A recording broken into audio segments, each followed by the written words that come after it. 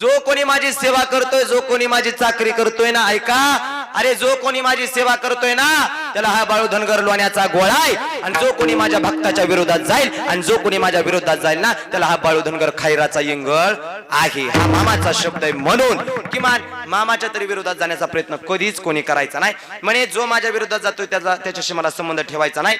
बाळूमामांनी पत्नीचा त्याग केला, स्त्रीचा त्याग केला, बाळूमामांनी स्त्रियांचा त्याग केलेला आहे. म्हणून जिथं कुठं बाळूमामाचं मंदिर असेल, जिथं कुठं बाळूमामांचं अधिष्ठान असेल, त्या ठिकाणी बाळूमामांच्या मूर्तीच्या फारसं जवळ जाण्यासाठी स्त्रियांना अधिकार अजिबात नाही. फक्त आतमध्ये परमिशन पुरुषांना, स्त्रियांना अधिकार नाही. स्त्रियांना आहे सेवा कुठली, मामांच्या प्रसादासाठी मदत करा, प्रसाद झाल्यानंतर भांडी घासा, कुठली होईल एवढी मामांच्या दरबारामध्ये कुठलीही सेवा करा, मामा सेवेला फळ देतात. आणि जाहीर आहे का, मामाच्या दरबारात फक्त सेवेला किंमत आहे.